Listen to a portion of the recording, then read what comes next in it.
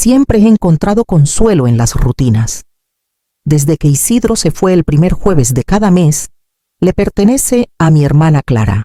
40 minutos en camión, un abrazo cálido, 2 noches de recuerdos compartidos y más té del que cualquier doctor aprobaría. Ese ritmo sencillo y predecible era una de las pocas cosas que aún me hacían sentir como yo misma. Esa mañana me desperté más temprano de lo usual. Planché mi vestido azul con flores, ese que Clara siempre dice que resalta mis ojos. Preparé mi maleta con cuidado, el libro de crucigramas, la crema para la artritis, caramelos de limón para el viaje. Incluso doblé una bufanda que ella me había regalado, un pequeño gesto que sabía que notaría. A las 2:30 ya estaba en el porche esperando a don Javier, mi chofer de siempre. Llegó puntual como era su costumbre. Me saludó con esa sonrisa amable y familiar, preguntándome por mis clases de pintura y luego por Valeria. Está ocupada, respondí como siempre. Nunca decía demasiado. El trayecto fue tranquilo con la luz del sol colándose en rayos diagonales por las ventanas del coche. Pasamos por la panadería vieja, que cerró el año pasado, y el terreno baldío donde antes se ponía la feria del pueblo. Observé el paisaje del pueblo deslizarse con las manos descansando suavemente sobre mi maleta. Fue entonces cuando lo sentí un aleteo en el pecho, una leve punzada de pánico, la sensación de que algo no estaba bien. Metí la mano en mi bolso, cartera sí, celular sí, una botella de aspirinas. Pero mi identificación no. Me enderecé revisando cada compartimento del bolso como si se hubieran reordenado por arte de magia. Nada. Mi estómago dio un vuelco.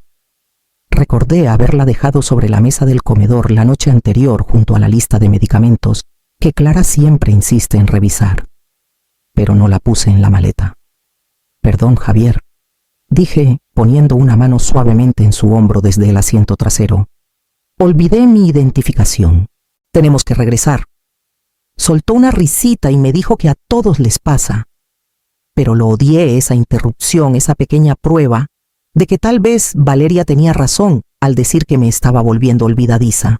Dimos la vuelta por las calles conocidas y al llegar a mi cuadra, noté que las cortinas del cuarto delantero estaban ligeramente abiertas. Una sombra pasó detrás de ellas. Don Javier detuvo el coche justo frente a la reja. Le agradecí y le dije que solo tardaría 1 minuto. Mis piernas se movieron más lentas de lo usual, mientras subía por el sendero, más por la irritación conmigo misma que por la edad. Odiaba tener que regresar. Me hacía sentir poco confiable. Mi jardín estaba en silencio. Los hortensias que había podado la semana pasada ya estaban creciendo de nuevo rebeldes. Subí al porche y alcancé la manija de la puerta, pero me detuve. Un leve murmullo de voces flotaba en el aire. Me quedé helada, con la mano flotando sobre el picaporte. Las voces no venían de la calle, ni del patio del vecino. Venían de adentro. La ventana del comedor estaba entreabierta, esa misma ventana que siempre cierro antes de salir de viaje. Me acerqué con pasos ligeros, lo justo para captar las palabras sin ser vista. «Está olvidando más cosas», dijo la voz de Valeria, mi hija, firme y baja. La semana pasada dejó la estufa encendida. Ayer perdió su tarjeta de débito por 2 días. Hubo una pausa seguida por la voz de Esteban más vacilante. «¿Estás segura de que es el momento? Es el momento perfecto», respondió Valeria. «No lo cuestionará. Si lo planteo bien diciendo que es para simplificarle la vida, afirmará. Siempre confía en mí». Se me cortó la respiración. Me apoyé contra la pared, con el corazón latiéndome en los oídos. «Con ese poder notarial», continuó ella, «podemos manejar todo, la casa, el banco, todo». Esteban dijo algo que no alcancé a escuchar, pero Valeria respondió con una risa suave, de esas que te hielan la sangre. «Ya lo probé. ¿Recuerdas esas transferencias del mes pasado?» No se dio cuenta. Confía en mí ciegamente. No me moví. No podía. Las palabras golpearon más fuerte de lo que esperaba. No solo era la traición, sino la facilidad con la que la planeaban. Lo hacían ver como un proyecto de remodelación, algo rutinario e inevitable. La voz de Esteban volvió. «¿Y si se entera, no lo hará?», dijo Valeria. Llevaré los papeles después de su viaje a lo de Clara. Siempre vuelve más blanda. Es el momento perfecto. Me aparté de la pared y caminé de vuelta a la reja forzando mis pasos a mantenerse firmes. Don Javier levantó la vista confundido mientras volvía a subir al coche. Cambio de planes, dije, intentando mantener la voz serena. Hoy no viajaré, asintió lentamente. ¿Todo bien, doña Amalia? Le ofrecí una sonrisa débil. Solo recordé algo más importante. Mientras nos alejábamos, miré hacia mi casa, el lugar que construí y mantuve protegí. Adentro había voces planeando quitármelo con una pluma y una sonrisa. No estaban esperando a que me derrumbara. Me estaban empujando. De vuelta en la cocina me moví despacio como si tocar algo demasiado rápido pudiera romperme. Me senté en la mesa, donde Valeria solía colorear de pequeña sus manitas, dejando manchas de crayón en papel de estraza, mientras yo preparaba la cena. Ese recuerdo solía traerme consuelo. Ahora pesaba en mi pecho como algo que se había echado a perder. Aún no estaba lista para llorar. En cambio miré la taza astillada en mis manos, la que había sobrevivido 2 matrimonios y más tormentas de las que quiero contar. La sostuve, como si fuera una pregunta, preguntándome cuántos pedazos de mí se habían astillado antes de que lo notara. Cuando el papá de Valeria se fue, ella tenía solo 7 años. No azotó la puerta ni gritó. Dejó una nota en la encimera y una estela de deudas de juego que nos persiguieron por años. Recuerdo el día que descubrí que había sacado una segunda hipoteca sobre la casa. Me senté justo donde estoy ahora con la carta en la mano, intentando mantener la voz firme mientras le decía a Valeria que todo estaría bien. Ella me creyó. Entonces me convertí en la mujer que siempre arreglaba las cosas. Volví a coser noches enteras haciendo dobladillos para los vecinos. Vendí el piano viejo, la vajilla de boda, cualquier cosa que no estuviera clavada al suelo. Rechacé ayuda porque aceptarla se sentía demasiado cerca del fracaso. Y Valeria nunca vio el miedo. Solo vio a su madre fuerte, confiable, inquebrantable, incluso cuando estaba agotada. Quería que tuviera una infancia sin preocupaciones, sin peso. No quería que viera lo que costaba mantener las luces encendidas. Nunca tuvo que trabajar en la secundaria. Nunca tuvo que lidiar con una factura. Me decía que le estaba dando una vida mejor.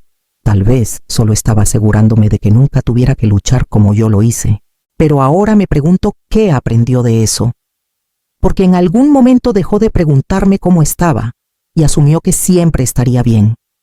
En algún punto, mi confiabilidad se convirtió en invisibilidad. Mi confianza en una herramienta. ¿Estaba siendo madre o facilitadora? El sonido de la puerta trasera crujiendo con el viento me trajo de vuelta. Me levanté para cerrarla mi mano rozando la llave que había dejado en la cerradura. La giré lentamente y luego cerré las cortinas. Esa mañana pensé que salía de viaje. Ahora me quedaba por una razón que aún no había nombrado. Después de que Isidro murió, Valeria empezó a aparecer más. Al principio se sentía como un consuelo. Traía sopa de sobra, se sentaba conmigo en el porche, se preocupaba por si había comido suficiente. Lo confundí con cariño. Quizás algo de eso lo era. Pero recuerdo la primera vez que preguntó si podía ayudarme con el correo. Solo la basura, dijo con voz ligera. No necesitas lidiar con todas estas ofertas de tarjetas de crédito y anuncios de farmacias. Se lo entregué sin pensarlo. Se sentía como algo que una hija haría. Luego fueron las cuentas. Mamá, odias lidiar con tanto papel. Déjame encargarme. Y sí lo odiaba. Siempre lo había odiado, así que la dejé. Configuró pagos automáticos, guardó mis estados de cuenta en un cajón que dejé de abrir. Después empezó a tomar fotos de cosas en la casa para llevar un registro por si acaso con el seguro, dijo. La explicación tenía sentido, sensata incluso. Pero ahora pienso en cómo caminaba de cuarto en cuarto con el celular en la mano deteniéndose frente al aparador, la lámpara antigua, el cuadro que Isidro me regaló en nuestro 2º aniversario. Poco a poco le entregué las llaves. No literalmente, pero casi. Ofreció manejar mi banca en línea para que no te preocupes por recordar contraseñas. Compró comida en grandes cantidades e insistió en guardarla ella misma, Ajustó el termostato, cambió el proveedor de cable sin preguntar. Cada cambio envuelto en el mismo lazo, solo estoy ayudando. En ese entonces, aún estaba de luto. La ausencia de Isidro pesaba en mi pecho como una piedra. Dejar que alguien más tomara decisiones se sentía como un alivio. Y Valeria lo hacía fácil. Pensé que me estaba cuidando. Ahora lo veo diferente. Esos no eran gestos de amor. Eran ensayos. No me estaba ayudando a vivir mejor. Estaba aprendiendo a vivir en mi lugar. Entré al cuarto de lavado y miré el calendario colgado en la pared. Ahí, marcado con tinta verde, estaba mi próxima cita con el oftalmólogo agendada por Valeria, escrita con su letra. Ni siquiera me había dado cuenta de que se acercaba. Antes yo anotaba todo. Las paredes se habían estado cerrando lentamente favor tras favor. Arranqué el calendario de la pared y lo sostuve contra mi pecho como prueba. Luego, fui al cajón donde solía guardar todos mis documentos y lo abrí por primera vez en meses. A la mañana siguiente, estaba en el banco antes de que abrieran las puertas. No había dormido mucho y no me molesté con maquillaje. Solo un poco de labial por costumbre. La señora Torres me recibió con la misma sonrisa amable de siempre, pero vi un destello de preocupación en sus ojos cuando preguntó cómo estaba. Le dije que necesitaba revisar la actividad reciente de mi cuenta, nada urgente, solo una revisión rutinaria. Me llevó a su oficina y abrió el historial de transacciones. Mientras sus dedos tecleaban, crucé las manos en mi regazo, esperando a que se asentara un sentimiento que no podía nombrar. Hubo 2 transferencias marcadas el último mes, dijo entrecerrando los ojos, 5,000 pesos y 8,000 pesos. Ambas fueron bloqueadas por el sistema por comportamiento inusual. Parpadeé. ¿A dónde giró la pantalla ligeramente señalando 2 nombres desconocidos? No reconocí ninguno. Mi garganta se cerró. Nunca las aprobé, dije. Ni siquiera intenté hacerlas. Lo supuse, dijo suavemente. Pero lo que más nos preocupó fue el cambio de número telefónico. ¿El qué? La señora Torres volvió a la pantalla. Tu número de contacto en el sistema fue cambiado hace unas 6 semanas. Cuando llamamos para verificar las transferencias, una mujer contestó y dijo que estabas fuera de la ciudad y que le habías pedido que manejara todo. Mi voz era baja. ¿Dijo su nombre? Dijo que era tu hija. Por un momento no pude hablar. Solo miré el monitor como si la pantalla fuera a parpadear y revelar que esto era un error extraño. No autoricé nada de eso, dije finalmente. Te creo. Me ayudó a cambiar todas las contraseñas, actualizar mi información de contacto y marcar mi cuenta para verificación manual en el futuro. Cualquier transacción mayor a 1,000 pesos ahora requeriría confirmación verbal directamente de mí. Después de salir del banco, me quedé en el coche un buen rato. El silencio adentro se sentía diferente, ahora menos pacífico, más frágil. El mundo que creía conocer había cambiado. Valeria no solo estaba pensando en tomar el control, ya había comenzado. Ya tenía las llaves. Solo que no vi las cerraduras girando. Esa tarde llamé al abogado de protección para adultos mayores que la señora Torres me recomendó, un hombre llamado Eduardo Vargas, con voz suave y tono firme. Su recepcionista me dio cita para el día siguiente. Esa noche puse cada archivo que encontré en una bolsa, pólizas de seguro, la escritura de la casa, el testamento de Isidro, el acta de nacimiento de Valeria. Se sentía raro como reunir pruebas contra alguien a quien amaba. Pero necesitaba saber qué seguía siendo mío, en qué aún tenía voz. Porque si Valeria había llegado tan lejos sin que me diera cuenta, solo era cuestión de tiempo antes de que lo intentara de nuevo. Y la próxima vez no estaría desarmada. Valeria llamó la mañana siguiente, preguntando si podía pasar con Esteban. Hace días que no te vemos, dijo. Pensamos traer comida a hacerte compañía un rato. Su voz era dulce, preocupada, demasiado pulida. Le dije que sí, colgué y dejé mi celular en la encimera con la aplicación de grabación encendida. Llegaron 1 hora después trayendo comida para llevar y sonrisas forzadas. Valeria me dio un beso en la mejilla y se puso a abrir los gabinetes para buscar platos, haciendo un espectáculo. Esteban la seguía como siempre, educado y callado, pero con ojos que nunca paraban de moverse. La comida estuvo bien. Conversación insípida, temas seguros. La escuela de los niños, el clima. Esteban hizo un chiste sobre su podadora rota y Valeria rió demasiado fuerte. Cuando pasamos al comedor para tomar café, el cambio ocurrió. «Este aparador es precioso», dijo Esteban, pasando la mano por el borde. «Roble macizo», asentí observándolo por encima de mi taza. Isidro lo restauró él mismo. «Ya no hacen muebles así», dijo. «Cosas como estas se venden bien, sobre todo con esa artesanía». Valeria intervino. «Mamá, ¿siquiera recuerdas de dónde vienen la mitad de estas cosas? Algunas solo están juntando polvo». Sonreí. «Lo recuerdo todo». Esteban pasó a las estanterías, luego al escritorio de tapa corrediza. «Los compradores de bienes raíces adoran cosas así. Solo por el acabado». Se contuvo. Yo no. Me quedé quieta, sintiendo donde debía, escuchando sin interrumpir. La grabadora captó todo Valeria, señalando lo desordenado que estaba el comedor. Esteban, hablando del valor de mercado como si hablara de verduras, no de mi vida. Más tarde, después de que se fueron, reproduje la grabación en la quietud de la cocina. Sus voces sonaban diferentes cuando no estaba intentando defenderme o fingiendo no notar. Su tono no era curioso, era calculado. No estaban de visita, estaban tasando. Abrí el cajón donde ahora guardaba los papeles legales que el señor Vargas me ayudó a organizar. Todo estaba ahí: declaraciones notariadas, información bancaria actualizada y una copia limpia de mi testamento, sin firmar, esperando a que decidiera qué legado quería dejar. Lo saqué, lo puse suavemente en la mesa y fui a preparar té para lo que sospechaba sería una visita mucho más estratégica. Valeria llamó la noche anterior con tono ligero y ensayado. «Mañana pasamos con los niños.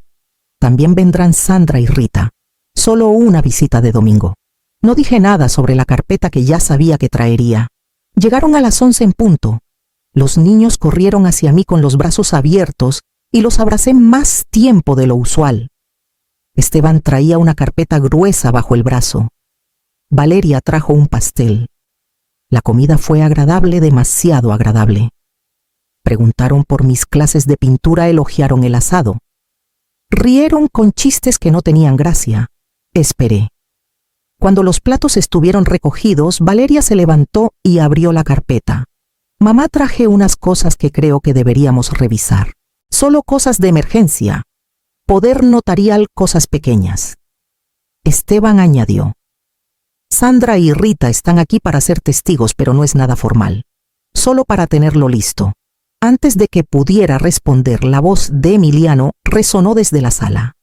«Mamá dice que tendremos una casa nueva con alberca». Miré a Valeria. Se quedó helada. Sophie añadió alegre: «Dijo que tú te vas a un departamento, solo tú». La sonrisa de Sandra vaciló. Rita parecía confundida. Volví a la mesa, respiré hondo y aparté los papeles. «Hoy no firmo nada. Hoy no firmo nada», dije, manteniendo la voz baja, firme. «Necesito tiempo para pensar. Y si firmo algo será después de hablar con mi abogado». La sonrisa de Valeria se desvaneció. «Mamá, no es tan serio. Esto es solo por precaución». La miré luego a Esteban. «Entonces no hay prisa». Esteban dio un paso adelante con las palmas arriba como si estuviera manejando una negociación.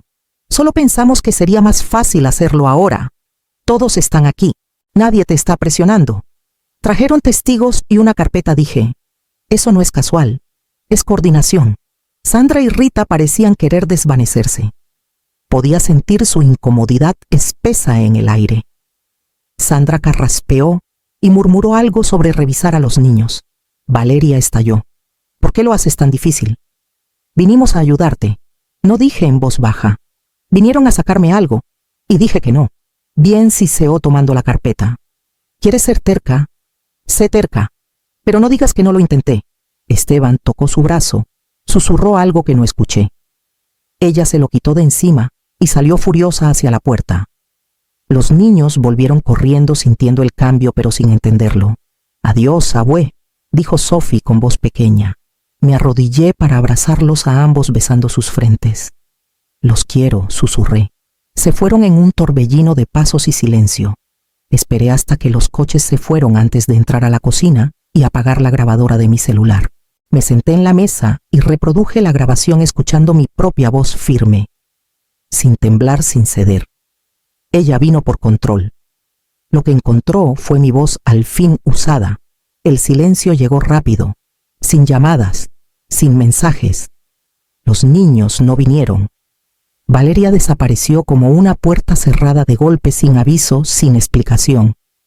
El silencio cortaba más que su estallido. Extrañaba la risa de Sophie, la forma en que Emiliano corría directo a mis brazos. También extrañaba a mi hija, o al menos a la versión de ella en la que creía. Pero con cada día que pasaba algo en mí empezaba a sentarse. El dolor seguía ahí, pero ya no me dominaba. Volví a las clases de pintura que había dejado tras la muerte de Isidro. Empecé a caminar cada mañana temprano antes de que las calles se llenaran.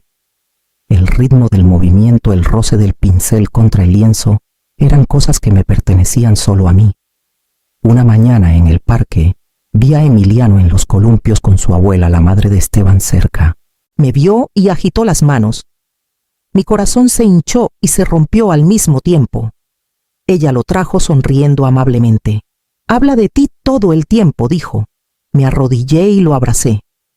Sus brazos rodearon mi cuello como si nada hubiera cambiado. Se puede extrañar a alguien que aún está vivo, pero que no es quien pensabas. Me levanté y lo llevé de vuelta a los columpios.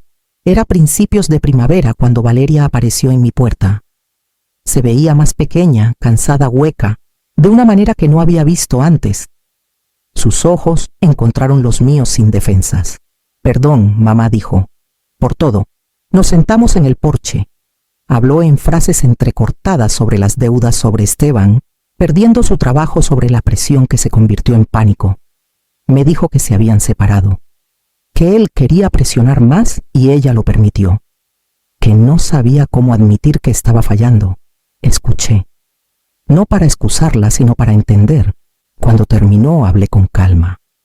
«Te perdono, pero las cosas van a cambiar», asintió. Se acabó eso de manejar cosas a mis espaldas. No más decisiones por mí. Todavía estoy de pie, Valeria. Desde ese día empezó a aparecer de manera diferente, más lenta, más callada. Preguntaba antes de ofrecer. Cuando necesitaba ayuda la pedía directamente.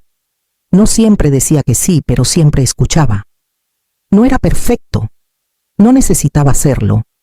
El amor no es control. Y el perdón no es olvido. Ese día no lo perdí todo, encontré la línea que no dejaría que nadie cruzara.